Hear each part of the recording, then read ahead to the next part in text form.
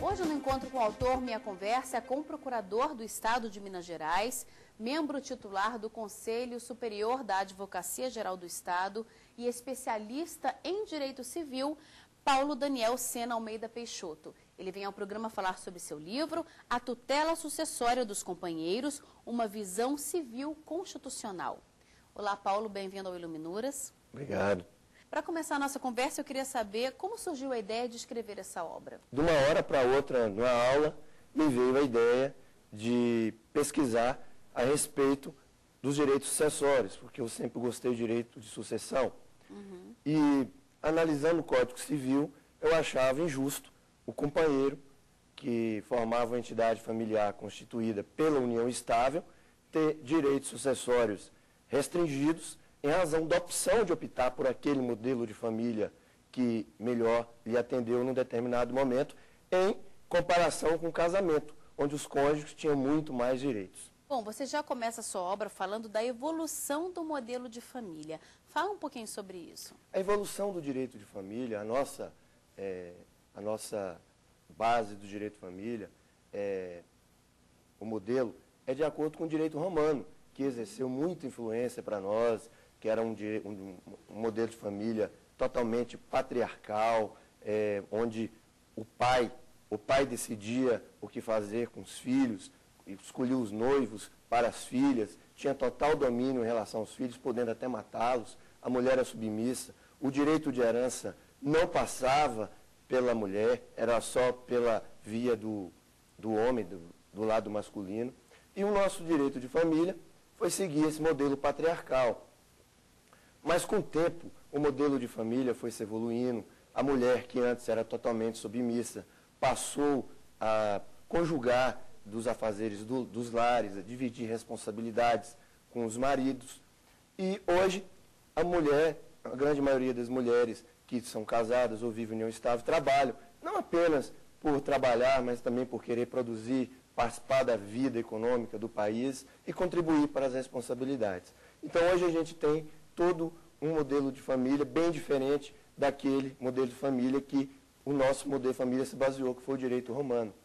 A Constituição da República de 1988, ela trouxe uma multiplicidade de modelos familiares e a Constituição, a própria Constituição fala que cabe ao Estado proteger a família. Hoje é considerado, inclusive, o modelo de família uninuclear, que é constituído por aquele modelo de família que só possui uma pessoa, a pessoa que mora sozinha.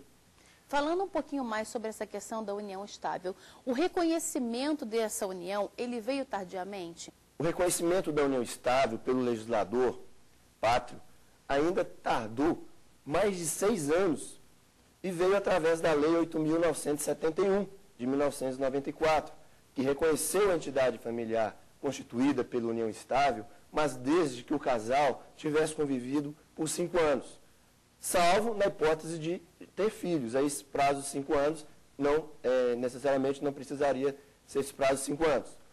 Agora, posteriormente, a Lei 9.278 também veio dispor sobre a união estável, regulamentando a Constituição Federal a respeito da união estável, estabelecendo, conceituando a união estável como uma relação entre o homem e a mulher, duradoura, pública, contínua, que tinha intenção de formar família.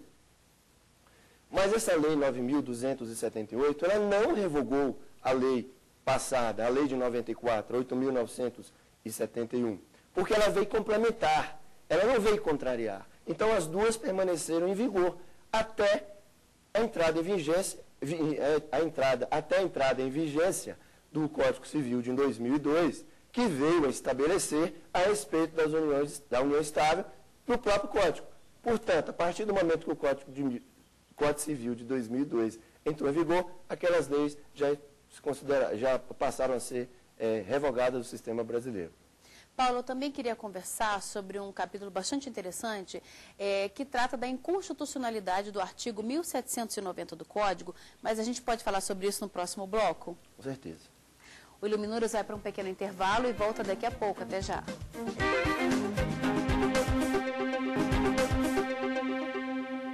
Voltamos com Iluminuras, hoje no Encontro com o Autor. Eu estou conversando com o Procurador do Estado de Minas Gerais, Paulo Daniel Peixoto.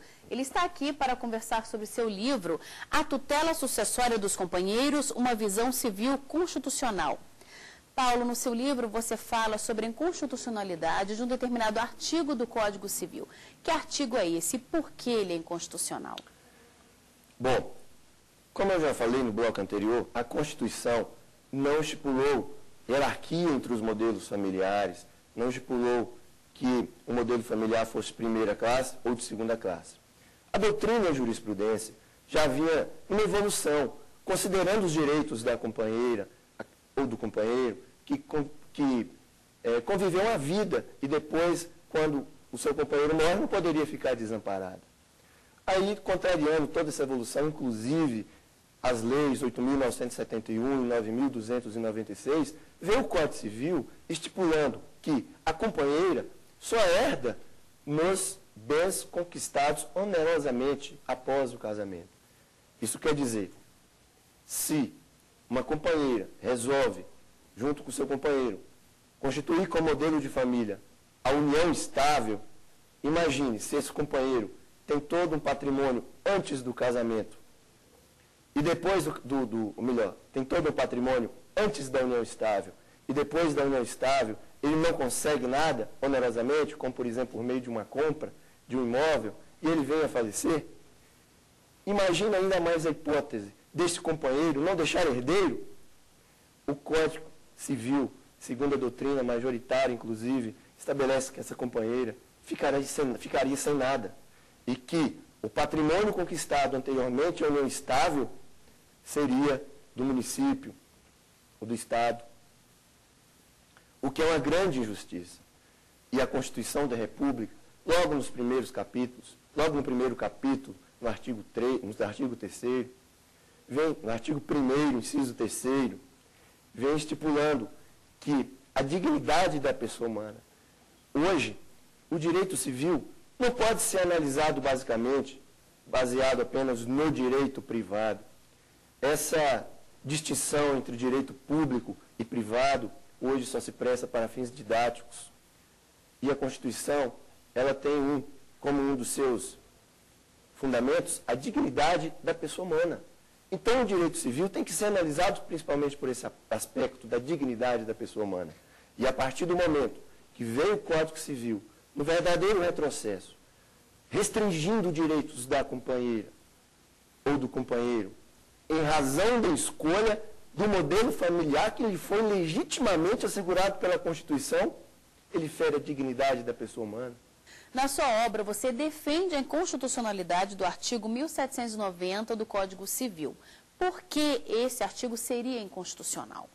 O artigo 1790 não pode ser considerado apenas inconstitucional com base na dignidade da pessoa humana. Há também que se considerar a vedação do princípio do retrocesso. O princípio da vedação do retrocesso. Há também que se considerar o princípio da vedação ao retrocesso. A Lei 9.278, que conferia direitos à companheira mais do que o Código Civil. Não pode vir o legislador do Código Civil de 2002 restringir onde o constitucionalista não teve esta intenção, restringir toda uma história jurídica, toda uma história jurisprudencial e doutrinária a respeito da evolução do direito da companheira. Aproveitando que você está falando sobre decisões do Supremo, não podemos deixar de citar essa decisão recente com relação à união de casais homossexuais. Fala um pouquinho sobre essa decisão. A decisão do Supremo Tribunal Federal veio, em outras palavras, mas adotar a nossa tese de que no ordenamento jurídico pátrio não há hierarquia entre os modelos familiares, não há famílias de primeira ou segunda classes, e que cada pessoa deve escolher o modelo de família que melhor entender, sem que para isso venha sofrer restrições de direito. A decisão do Supremo Tribunal Federal, levando em conta a legislação, a lei do Estado do Rio de Janeiro, que já configurava para efeitos previdenciários a união estável entre casais do mesmo sexo, eu entendo que a Constituição veio consagrar a decisão, eu entendo que a decisão do Supremo Tribunal Federal veio consagrar, além da dignidade da pessoa humana, o princípio da isonomia. Como defendido por nós na presente obra, os companheiros devem herdar igualmente aos cônjuges, considerando a igualdade entre os modelos familiares.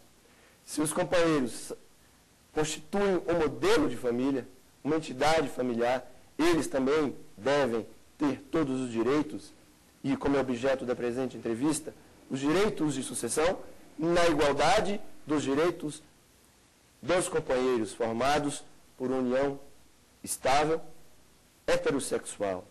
E como nós defendemos que os companheiros heterossexuais devem ter seus direitos sucessórios da mesma forma, nos mesmos moldes que aqueles que são casados, aqueles que escolheram o modelo de família através do matrimônio, e que não há diferença entre os modelos de família, a união estável formada pelos homoafetivos,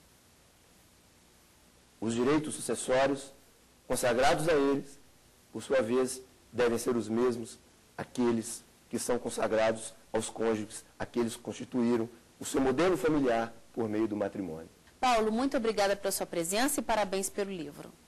Muito obrigado pela oportunidade, estou à disposição para esclarecer quaisquer dúvidas. Muito obrigada.